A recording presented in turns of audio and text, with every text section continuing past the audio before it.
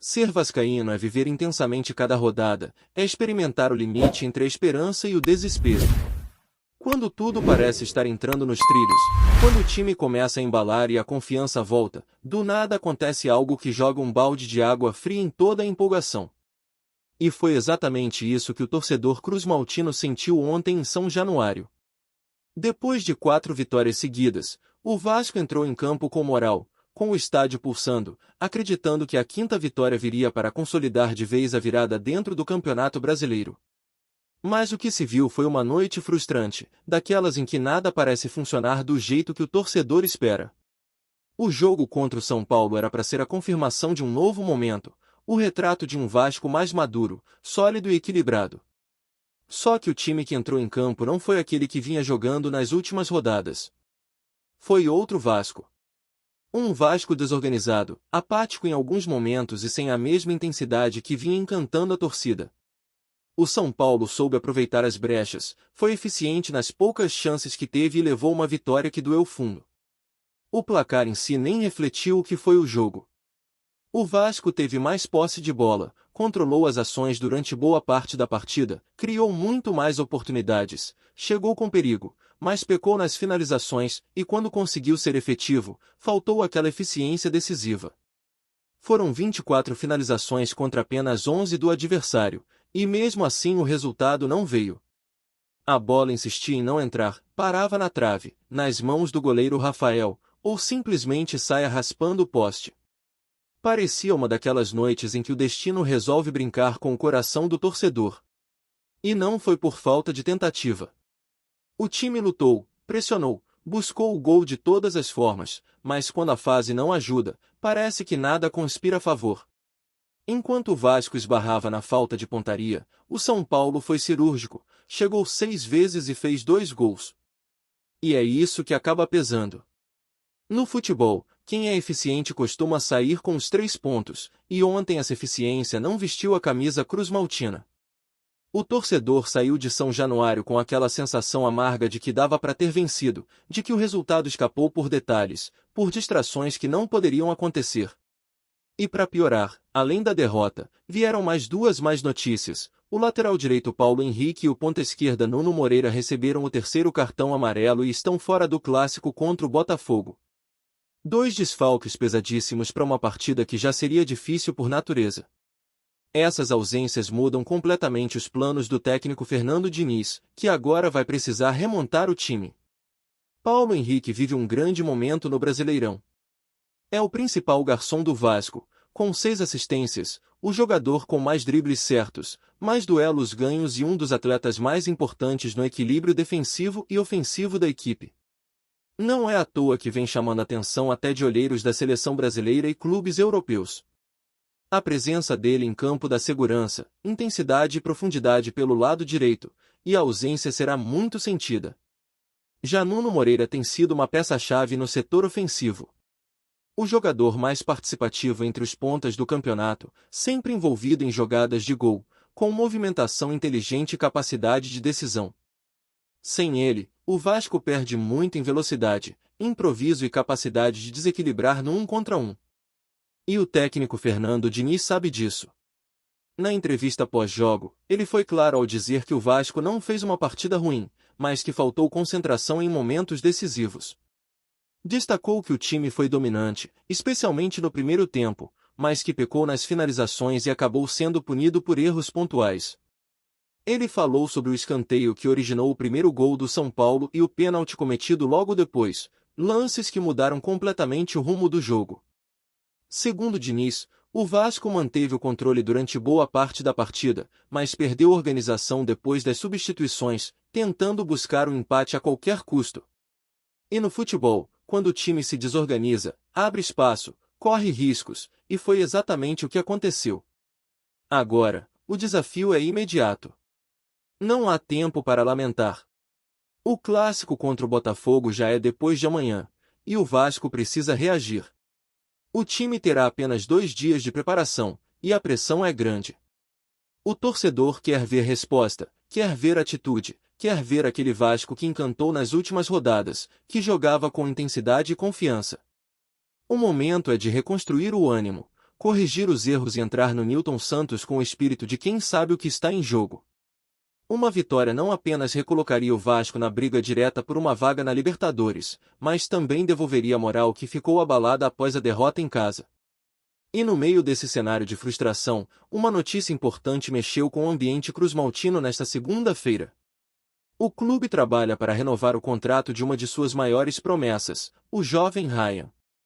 A proposta é para estender o vínculo por mais 5 anos, com um reajuste salarial significativo, que colocaria o garoto como o atleta mais bem pago do elenco. Mais do que isso, a nova negociação prevê um aumento considerável na multa rescisória, que passaria a girar em torno de 50 a 60 milhões de euros. É um movimento estratégico do Vasco, que não quer apenas lucrar com uma futura venda, mas principalmente construir um projeto de carreira sólido para o jogador dentro do próprio clube. O objetivo é segurar o Ryan por mais tempo, permitir que ele amadureça vestindo a camisa do Vasco, e evite o destino de muitas promessas brasileiras que vão cedo demais para a Europa e acabam voltando sem o mesmo brilho. A ideia é fazer com ele algo semelhante ao que o Santos fez com Neymar, que amadureceu jogando no Brasil, conquistou títulos, virou ídolo, e só depois foi vendido por uma fortuna para o Barcelona. O Vasco quer seguir esse caminho. Quer que Ryan se desenvolva, brilhe em São Januário, e se torne um símbolo de um novo tempo no clube. É uma aposta de longo prazo, que mostra que a diretoria enxerga além das cifras, priorizando o crescimento esportivo e a construção de um ídolo. E o interesse europeu existe, é forte. Clubes como Milan, Chelsea, Arsenal e Tottenham já monitoram o jogador há algum tempo. Mas o Vasco tem deixado claro que, no momento, não há intenção de negociar. Os valores pedidos são altos, justamente para afastar investidas e manter o jogador por mais tempo no Brasil. O Milan, por exemplo, considera os números apresentados pelo clube carioca como fora de realidade. E é exatamente esse o objetivo do Vasco, dificultar qualquer saída prematura. A prioridade é segurar a joia, dar sequência ao projeto esportivo e mostrar que é possível, sim, um clube brasileiro manter uma grande promessa por mais tempo, sem ceder à pressão do mercado europeu. Ryan é jovem, tem apenas 19 anos, mas já desperta a atenção de todo o continente. E o Vasco sabe que tem em mãos uma joia rara. O projeto de renovação é, portanto, uma mensagem clara: o clube quer voltar a ser protagonista, quer voltar a formar grandes nomes e colher os frutos dentro de campo antes de pensar em transferências milionárias. É uma mudança de mentalidade, e o torcedor sente isso. Mesmo em meio a altos e baixos, o sentimento é de que algo está sendo reconstruído, tijolo por tijolo. A semana começa diferente em São Januário. O clima é de reconstrução, de ajuste, mas também de esperança. O elenco se reapresenta no CT Moacir Barbosa já. Com foco total no clássico diante do Botafogo, e não há muito tempo para lamentar o tropeço. São apenas 2 dias de treinos antes de entrar novamente em campo, e a palavra de ordem dentro do Vasco é reação. O jogo contra o São Paulo já ficou para trás. Agora é olhar para frente, corrigir o que deu errado e entrar no Newton Santos com espírito de decisão. É clássico, é rivalidade, é o tipo de partida que pode mudar completamente o ambiente do time. Fernando Diniz sabe que tem problemas para resolver. Com Paulo Henrique e Nuno Moreira suspensos, ele vai precisar remontar setores importantes da equipe. O lateral vinha sendo uma das peças mais regulares do elenco, fundamental na transição ofensiva e na recomposição defensiva. Já Nuno Moreira era aquele jogador que levava perigo constante, que puxava a marcação, que abria espaço para os companheiros. Sem os dois, o treinador vai ter que mexer na estrutura e buscar soluções rápidas. Há quem aposte na entrada de Puma Rodrigues na lateral e no retorno de Ryan à ponta esquerda, o que abriria espaço para o meio-campista ver e reaparecer entre os titulares. Outras possibilidades envolvem mudanças mais ousadas, com o uso de Matheus França, que vem pedindo passagem, ou até uma alteração de esquema tático. Diniz é um técnico que gosta de ousar, que não se prende a uma única ideia, e talvez seja o momento ideal para isso. A torcida, que lotou São Januário na última rodada, já promete marcar presença em peso no Newton Santos. O clássico contra o Botafogo ganhou ainda mais importância. É um confronto direto, não apenas por rivalidade, mas também por posição na tabela. O Vasco precisa pontuar para continuar sonhando com a Libertadores, e uma vitória sobre o rival poderia recolocar o time no trilho certo. O que o torcedor espera é um time com mais foco, mais equilíbrio e principalmente mais eficiência nas finalizações. Porque o que faltou contra o São Paulo foi justamente isso, transformar domínio em gols. O Vasco teve volume, teve intensidade, mas não teve o último toque, aquele detalhe que faz a diferença no futebol. Nos bastidores, o clima é de cobrança, mas também de união. Os líderes do elenco conversaram com o grupo, reforçando a importância de não deixar o resultado negativo abalar o trabalho que vinha sendo feito. O Vasco atravessou momentos muito piores nesta temporada e conseguiu se reerguer. Agora é hora de mostrar que essa solidez mental continua firme. Fernando Diniz também deixou claro que o time não pode se perder por conta de uma derrota, por mais dolorida que tenha sido. O discurso é de aprendizado, de evolução, de corrigir erros sem dramatizar. O foco é o Botafogo, e o treinador sabe que um bom resultado pode reacender toda a confiança do grupo e da torcida. Enquanto isso, nos corredores de São Januário, o assunto que mais tem animado o torcedor é a renovação de Ryan. A diretoria trabalha de forma intensa para finalizar os detalhes do novo contrato. A proposta já está pronta e deve ser apresentada oficialmente ao jogador e à sua família ainda nesta semana. O plano é claro, estender o vínculo até o final de 2030, com um aumento expressivo de salário e uma multa rescisória que tornaria praticamente impossível sua saída antes do tempo. A diretoria entende que segurar Ryan é estratégico não apenas para o presente, mas para o futuro do clube.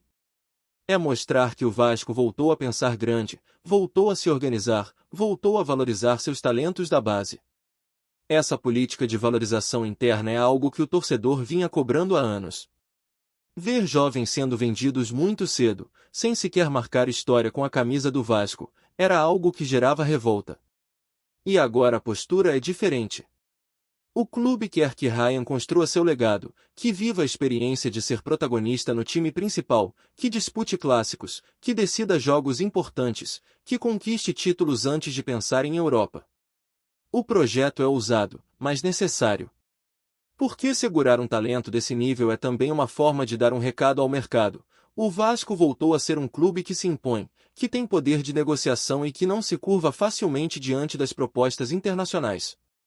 E o mais interessante é que o próprio Ryan tem demonstrado interesse em ficar. O garoto entende que esse período no Brasil pode ser fundamental para seu amadurecimento.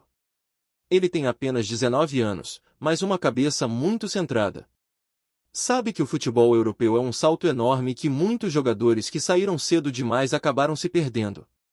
O caso do Neymar, que amadureceu no Santos antes de ir para o Barcelona, é o exemplo que inspira o projeto vascaíno. Ryan pode trilhar um caminho semelhante, crescendo dentro do clube que o revelou, desenvolvendo-se diante da torcida que o acolheu, e só depois, no momento certo, buscar novos desafios no exterior. Mesmo com o interesse forte de clubes como Milan, Chelsea, Arsenal e Tottenham, o Vasco não muda o discurso. O foco é manter o atleta e fortalecer o projeto esportivo. Os valores pedidos pelo clube são altos, e isso faz parte da estratégia. Não é apenas questão financeira, é proteção. O objetivo é colocar o Vasco em uma posição de respeito, onde o clube decide o que é melhor para ele, e não o mercado. Essa firmeza tem agradado o torcedor, que vê na diretoria uma postura mais profissional e menos reativa. Pela primeira vez em muito tempo, o Vasco está conduzindo o destino de suas joias com planejamento e segurança. Enquanto as negociações avançam nos bastidores, o time segue treinando forte para o clássico. Fernando Diniz tem trabalhado variações táticas, principalmente para compensar as ausências. Ele sabe que contra o Botafogo não dá para errar. É um jogo que vale mais do que 3 pontos. É questão de honra, de moral e de confiança. Vencer o rival significa virar a página da derrota e mostrar que o time está firme na disputa. A torcida quer um Vasco intenso, vibrante, jogando com a alma, como sempre foi a marca da camisa cruz-maltina. E o treinador sabe que precisa passar essa energia para dentro de campo. Antes de continuarmos, já te convidamos para se inscrever no canal Colina News e deixar seu like, assim você fica por dentro de todas as novidades do Vascão de forma exclusiva. Bora continuar! O clima no Vasco da Gama amanheceu pesado nesta sexta-feira, e não é apenas pela derrota por 2-0 para o São Paulo ontem à noite. Fontes dentro do clube revelam que novas imagens que circulam entre torcedores e bastidores podem mudar completamente a narrativa do jogo. Rumores dão conta de que o que se viu em campo não foi apenas a superioridade do adversário, mas um verdadeiro roubo que teria influenciado diretamente no resultado. O treinador Fernando Diniz, conhecido por sua franqueza e temperamento forte, não escondeu a indignação. Segundo pessoas próximas, Diniz teria solicitado uma reunião de emergência com a comissão técnica e diretores, alegando que o time foi prejudicado por lances polêmicos e decisões questionáveis da arbitragem. Fontes garantem que o treinador chegou a afirmar que não se trata de desculpa, mas de justiça e que o clube está analisando as imagens para avaliar medidas futuras. Nas redes sociais, a repercussão é intensa. Torcedores vascaínos compartilham trechos de vídeos que mostram supostas falhas de marcação e decisões duvidosas do árbitro, enquanto a hashtag Vasco foi rouba ganha força em fóruns e grupos de discussão. Alguns comentaristas esportivos se dividem, uns pedem calma e ponderação, outros se mostram incrédulos com a sequência de erros que teriam favorecido São Paulo. O burburinho é tanto que já se fala até em possíveis questionamentos formais à Confederação Brasileira de Futebol. Dentro do clube, a derrota deixou marcas visíveis. Jogadores demonstraram frustração nos vestiários, e fontes afirmam que a palavra injustiça foi repetida diversas vezes. A pressão sobre Diniz, que já vinha sentindo o peso de resultados recentes, aumenta ainda mais, mas o treinador parece determinado a não deixar o episódio passar em branco. Entre os bastidores, comenta-se que o Vasco pode tomar medidas para que a situação não se repita, enquanto torcedores prometem lotar redes sociais e estádios com protestos silenciosos. Seja verdade ou exagero, a imagem que fica é de um clube ferido e indignado, tentando lidar com uma derrota que vai muito além do placar. E enquanto o São Paulo comemora, o Vasco se reorganiza, mas com uma certeza: ontem, para muita gente, o jogo foi decidido fora das 4 linhas. E Diniz, com seu jeito explosivo e combativo, promete que essa história ainda não acabou. Trazemos notícias atualizadas do Vasco todos os dias. Inscreva-se no nosso canal e dê um like para continuar recebendo notícias exclusivas. Compartilhe também a sua opinião sobre essa notícia nos comentários, isso é muito importante para o Vasco da Gama. Até o próximo vídeo.